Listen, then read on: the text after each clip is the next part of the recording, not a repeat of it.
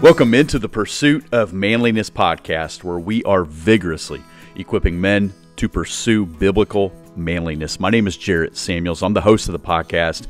And men, as always, I'd like to begin by thanking you for checking out today's podcast episode. Now, whether this is your first time coming across the Pursuit of Manliness, or maybe you're a long-time subscriber, I want to encourage you, when you get the opportunity, visit the pursuitofmanliness.com. That link is in the show notes. You can learn more about the Pursuit of Manliness. You can find this podcast episode, the whole catalog of previous podcast episodes. You can also learn about the Herd. You can learn about our men's retreat, Pursue Wilderness, and more. Right now, I want to highlight the gear store.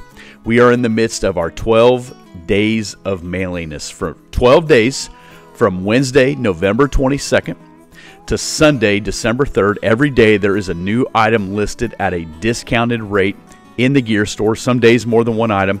And in the midst of those 12 days, there will be some things that are brand new to the gear store, so make sure you check that out. Limited quantities, limited sizes. There will be nothing added to the gear store once these 12 days are over, at least until the new year. So make sure you check that out, thepursuitofmanliness.com/gear. All items purchased during the 12 days of manliness will all ship out together beginning Monday, December 4th. That way they're there in time for Christmas. Men, it's time for today's podcast episode. Well, Colin, let's pray. God, we thank you for today. I thank you for Colin. I thank you for his heart and allowing us to connect. I thank you for this resource that he's put together. And God, we certainly live in a time where we're not short on resources and ideas and opinions and thoughts, but this is different. This is different, and I thank you for what you laid on his heart to create a devotional like this, designed to get people outside, but not just to be out there, to really take advantage of it. And I'm thankful for just some of the tools and things that he put in there. And God, I pray for the men that are listening, that they would consider this might be something you want to add to your backpack. Might be something you want to throw in the back of your truck just so you know you got it, or lay it by the campfire. So when you have some fire pit time with your wife, kids, whomever, that you just got a resource that you can redeem the time. And I know we got a lot of guys doing this type of stuff, and I pray that they might consider this resource. I pray that it would be a blessing, and that perhaps those conversations that they're going to have would stir something new and fresh in their friends and family and stuff that they're spending time in the outdoors. It's in Jesus' name we pray. Amen. Amen. Well, men, at this time, I'd like to introduce Colin Schwager to the podcast. Colin, did I say that name right? You did, yeah. It's like jumping out of an airplane. You just got to go with it once you go. So Yep. Clearly more beautiful where you're at than where I'm at. So introduce yourself, if you would, who you are, what you do, and we'll just kind of go from there. Sure, yeah. So, again, my name is Colin. So I've always been a writer. I feel like that's been one constant in my life. The rest of it has been a whirlwind. My career has changed so many times. You know, I lost count. Started in journalism, went into marketing. Now I'm in sales. So God has kind of like gotten me off so many paths, but I've learned so much through all of that, and that is all culminated into writing this book. And yeah, so every once in a while I'll have a guy reach out and say, "Hey man, why don't you write a book?" And I say, because it's hard. It's really hard to write a book, and I don't know if I have the discipline to do it. I have some ideas, but probably not. But you did, and you have a book called Finding God in the Great Outdoors. And so, we're big on that with Pursuit of Manliness, getting people outside. We got Pursue Wilderness, trying to get people just to go somewhere, get some dirt under your soles, and take some people with you. And why did you write this type of book, this type of devotional? Yeah, I've always been, I feel, called by God to help men through ministry. So I started a while ago, kind of writing articles toward men, kind of based around that, about getting them back to their roots, back to the root of manliness, which is getting outside, protecting your family, providing for your family. But over time, I really had this acclination towards nature. Being outside to me is therapeutic. I mean, I remember a couple of years ago, I was in Lynchburg, Virginia. That's where I went to school. I lived there for a couple of years, and I went on a hike randomly. My now wife was up here in New York. I hadn't moved up here yet, but I went on this like hike. I was in the woods, no headphones, really nothing but my phone as a compass, and I just walked. And there was something about that just turned on a switch in my brain.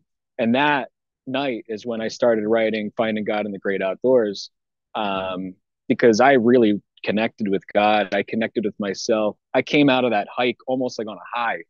Um, Something about it. So I wanted to help men get to that point because there's nothing stopping them. I mean, there was nothing I did that was special. I went out into the woods and walked around, but there was something about it that just changed my life. So I remember that my wife used to want to go hiking all the time. I thought that's ridiculous. Like I don't mind being outside. I don't mind being left alone. I played a lot of athletics. I'm not an inside cat by any means, but that's ridiculous. And then one time we just went, and I thought, okay, I get it.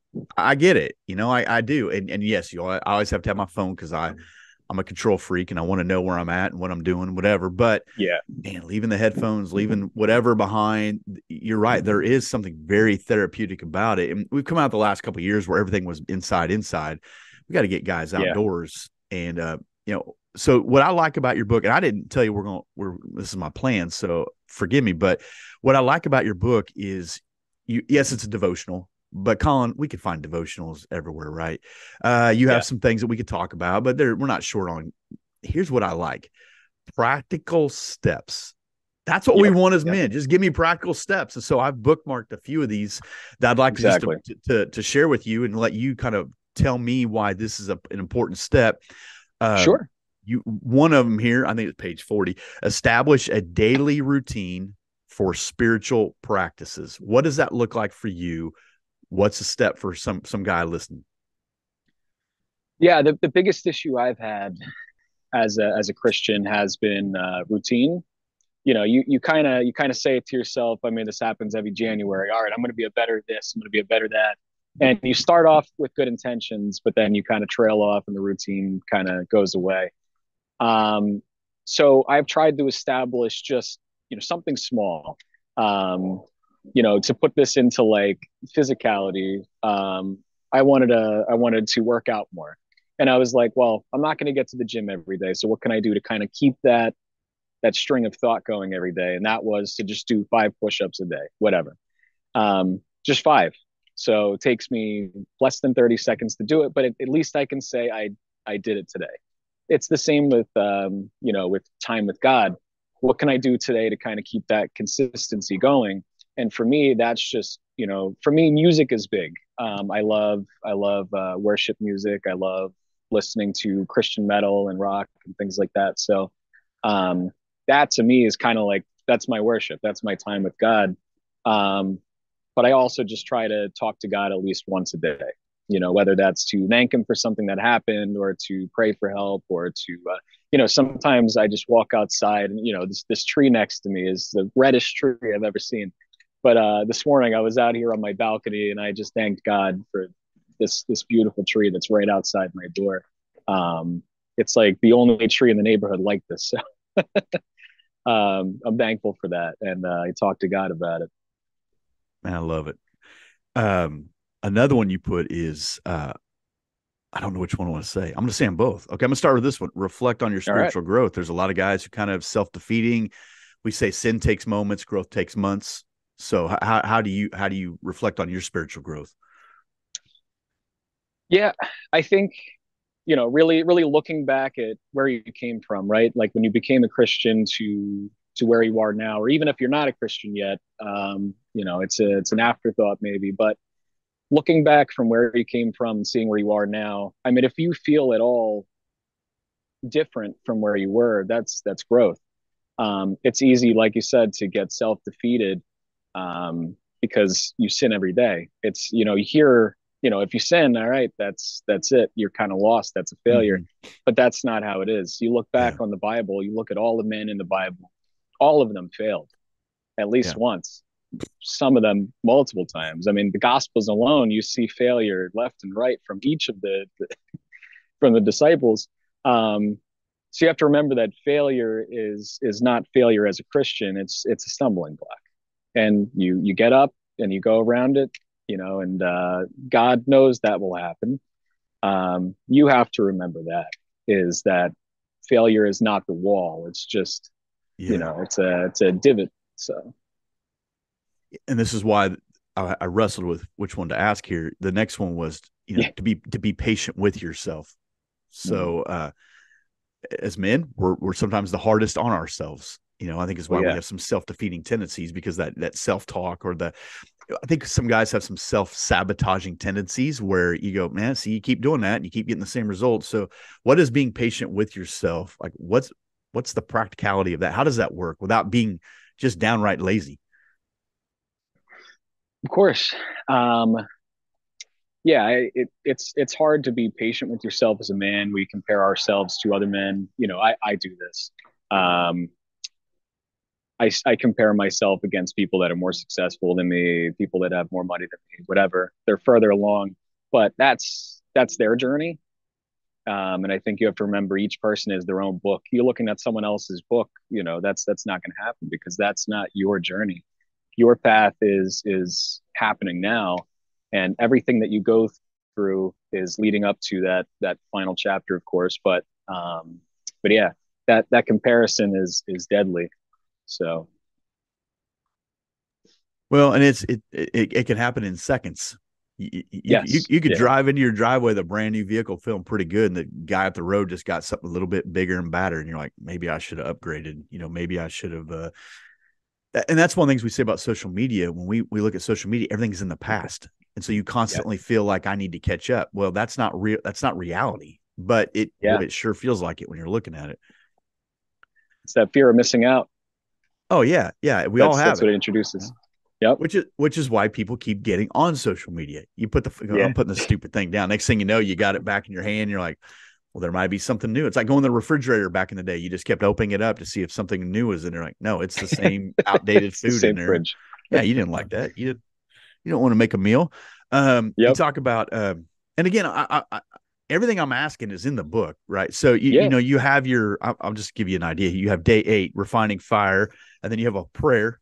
Pretty good prayers you got going on in here, and then I don't know if Spurgeon wrote these or what. These are good, and then you have these practical steps. I'm giving you a compliment. It really is. It Yeah. really is Yeah. because um, there's a lot of thought that goes into this. And you talk about a practical step is reflect on your challenges. You say, kind of embrace, your story. Well, everybody's story's got different challenges. So for you, what would you say that kind of looks like visually speaking? Is it in your mind? Are you talking to other people about them? How's that work? I've always been I've always been open with my challenges. I've always felt that God had wanted me to use my challenges, the storms in life, to kind of be my testimony. I've never been ashamed of telling what's happened in my life. So it's different for everyone. Some people it may be a mental game. Some people may want to write a journal, and mark down their challenges, and maybe to kind of reflect on going back to that other practical step, but reflecting on their challenges that they've been through. And then you can kind of look at it visually and say, all right, I got through that. And that's kind of where I've been. I look at every storm, every challenge that I've been through. Um, and I look back and I'm like, wow, I made it through that storm. I'm stronger for it. Um, I wasn't always like this, but definitely over the last couple of years, storms affect me. Obviously, you lose sleep over it. You're stressed. Um, it's different every time, but I always get out of it, and I know that I'll get out of it because I know that God has done it for me in the past. And so I'm always the guy that's optimistic during storms. To put it physically, I've been in the middle of like tornadoes. My dad actually used to live out in Iowa, and on our way there, yeah, we had come across like 4 tornadoes, like on either side of us. Some of them kind of dissipated, but there was definitely one large one. And I'm just the guy that cracks jokes during it because that's just, I don't know. I know that I'll get out of it. I have a high optimism because of God. I don't know if I've ever mentioned it, but I happen to be from Iowa. No, people give me a hard time because I mention it all the time. So it's God's country out there. Yeah, there's nowhere to run Yeah. because it's all flat Yeah, and open. So exactly. you go to your nearest Casey's gas station, get a slice of pizza, and you ride Oh, out the tornado. That's how you do it. You talked about spending time in nature, and that's one of your practical steps. And I'm a firm believer in it. Last January we did a 30 for 30 challenge in Pursue Wilderness because 30 for awesome. 30 days, get outside for 30 minutes. And I think 4 guys did it, because you have all these guys like, yeah, yeah, yeah. They're not going to do it because it's raining, it's cold. And depending on where you live, Yeah. it's more of a challenge than others. But what is it about just making your lazy tail get outside and breathe in some fresh air, whether it's on your driveway or it's out in the woods or whatever? What is it about that? Sure. Well, first off, if it's something that you're opposed to doing and then you do it, you've now just completed the first challenge of the day. That's how I kind of see things. Yeah. I have a Yeah. dog, so I get outside daily because I have to walk my dog. We live in an apartment, so I get outside every day. I try not to bring headphones with me unless I'm like listening to a podcast and I really want to like nail it before work. But I just try to listen to the wind. We have a Yeah. pond out back by my apartment, so I listen to that, flowing. There's lots of birds. Yeah, there's just something about it that's Yeah. therapeutic. This is God's creation, and it's so magnificent. And I think we kind of just walk by it every day, and don't recognize the beauty of the masterpiece of nature. We become so conditioned. We prefer climates that we Yeah, can control the variables, whether it's temperature, the lights, the volume, the carpet, the whatever. We love our coffee instant. We love our food yeah, microwaved. We want, and then you think I'm really living. You're like, you're not living, you're dying. You don't even yeah, realize what you've done to yourself. And the other thing I say about getting out in nature, like I'm a lone wolf and I'll go out by myself and I yup, think about car camping by myself and all the things, but there's something about taking people with you, especially yeah, like I found, like I love it when my family goes and stuff, but especially when I go with some guys, like I've never regretted it. And for some guys, they're pushing themselves a bit. We took a hike, I don't know, a couple years ago. It was like 40 guys, and some of the guys said that's the hardest well, thing they ever did, but they did it, and they came back the next year for it. What is it about having some other people with you that is different than just sitting on a couch watching a game? yeah. There's, obviously guys bond in different ways. Sometimes, like you said, it's bonding over a game, but you're sitting on the couch. Guys, I feel bond and connect and talk better when they're doing something. One of the best things you can do is go on a hike or go outdoors, go hunting together. I'm not a hunter myself, but fishing in a group is a really good experience. You're all just accomplishing something together. And I don't know what it is about being in groups. It's there's something about a tribe of men being together, doing something together that kind of brings out that primal manliness, and you get that kind of like tribe mentality, where you're all in it together, and being in nature even better, because you're even more so bringing back that primal, historical feeling. I think all you need is a chair, for crying out. I mean, you don't even need a chair, but if you could get 5 chairs, sit around a fire pit, you're good. You're good. I Yeah. mean, I've seen it, and guys will talk, maybe this guy to this guy, maybe it's a whole group conversation. Some guy, one of the best moments I can remember recently was a couple years ago on a hike. It was so freezing cold, and we rented these little tiny cabins where you couldn't hang out. They were basically just to sleep in.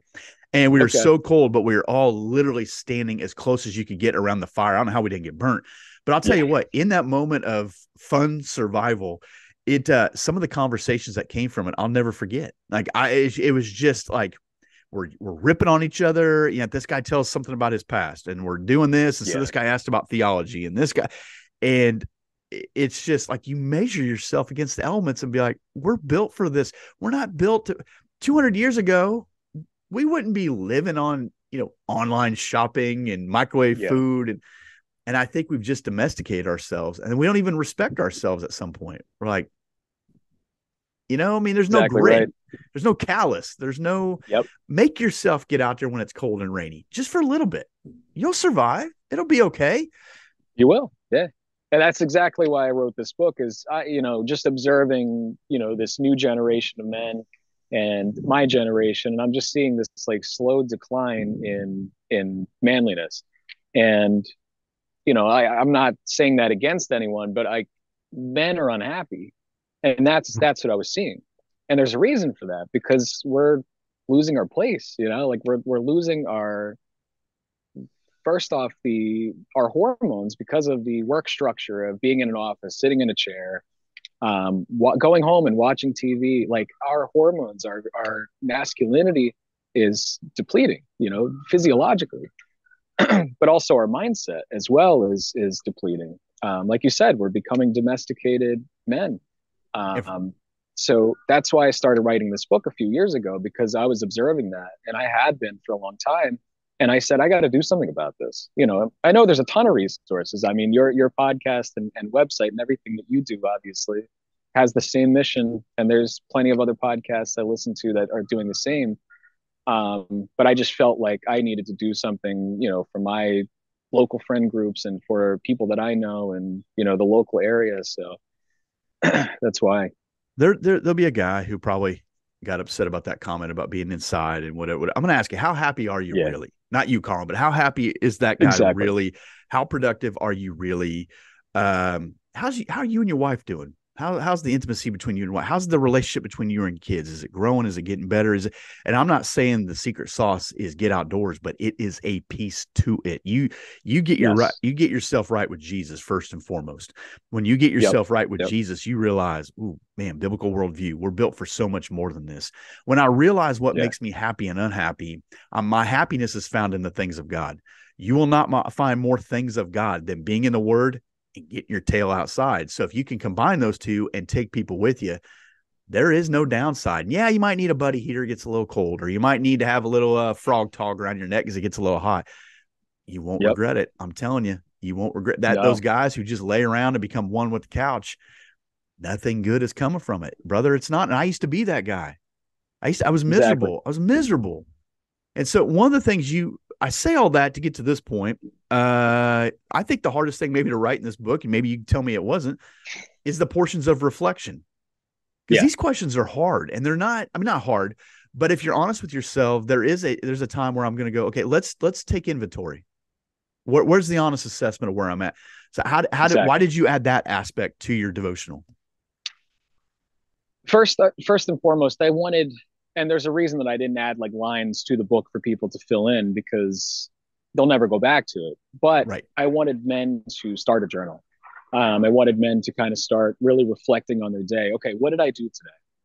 Because at some point, if you start that, you're going to start seeing, oh, wait, I was inside yesterday and I was inside today. And today I played video games and like, there's nothing wrong with video games. I play occasionally when I have time. I'm always doing something, but I wanted men to really reflect on themselves and where they are in life because every day that goes by, you're getting closer to the end. And I know that's extreme, but every day that goes by, that's very important. So I wanted men to really reflect on where they are and where they want to be.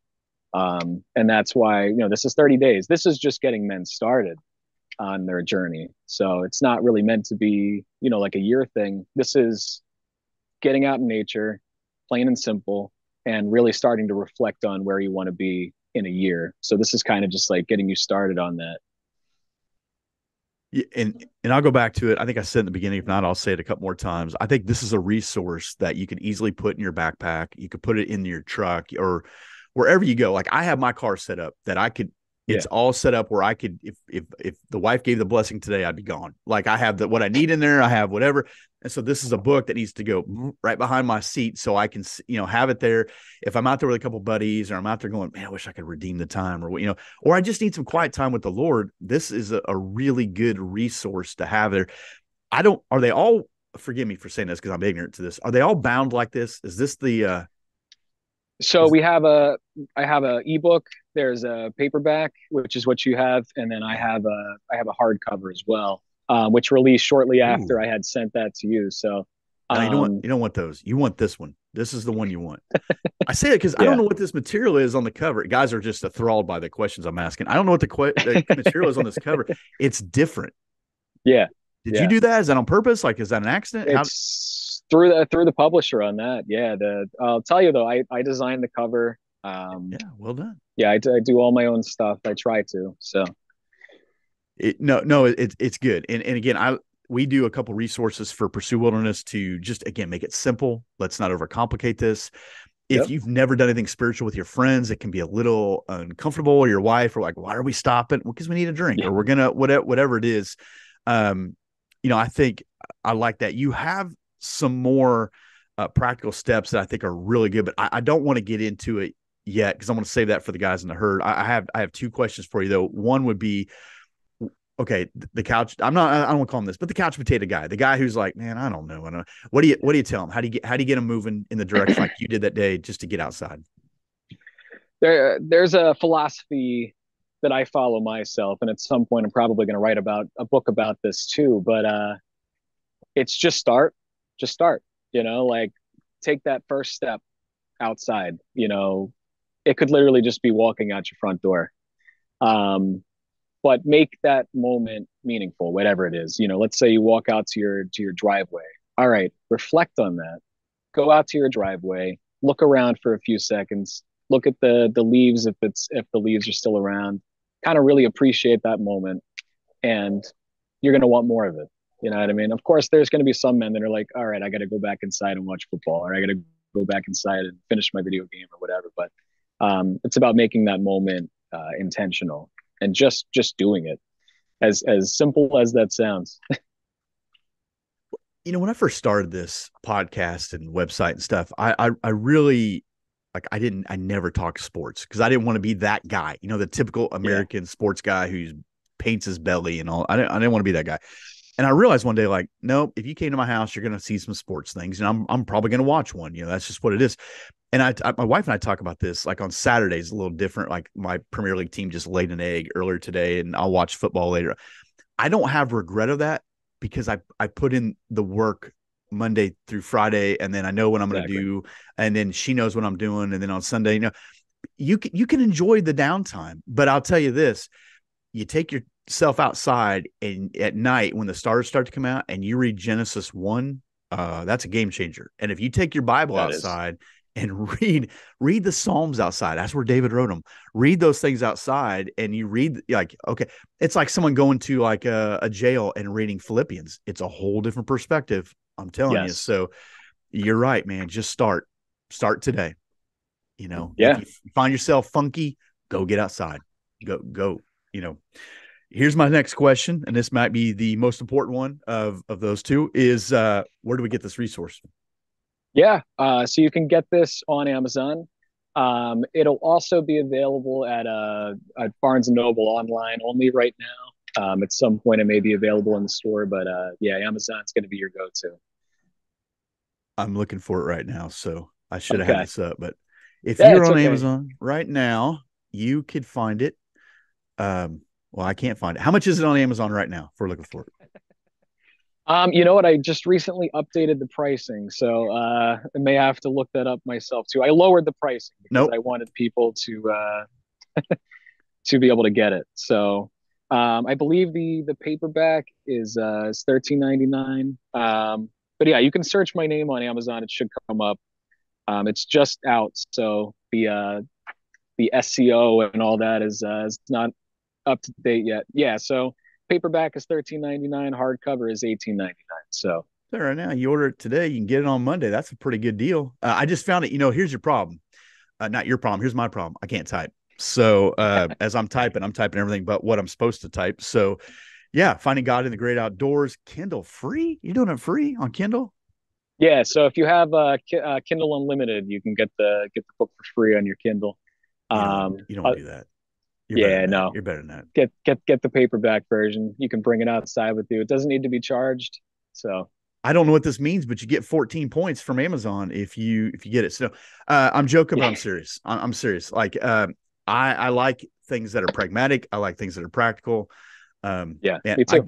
I get a lot of different resources and things to come across this I don't see the downside to it. I don't see what I'd love for y'all to do is, Colin, are you online or anything? You have like social media or anything I can put in there? Yeah, so it's not my personal social media, but I have a bit of like an online men's ministry. Okay. It's called Furious Nature Ministries, and you can find that on TikTok and Instagram. Those are where I primarily sit. I do some like preaching and stuff on that on the TikTok and the Instagram. A lot of motivational stuff, manly stuff. So it's good content regardless. Okay. Well, I'm motivated. Yeah, no, I appreciate that, man. I got a couple more questions for you about Sure. wilderness retreats, planning one, and developing some outdoor skills. I don't know if you knew this or not, but it was only like 5 years ago. I didn't know how to start a fire. And I decided like in February one day, I'm going to start a fire. And I grabbed anything I thought was flammable in my garage. And Yeah. I mean, I wish I'd have videoed it. I really do. I mean, my neighbors had to go, what is that guy doing? And no one ever showed me how to start a fire. And I decided Yeah. I want to do this. And I went to YouTube and I watched all these guys do it.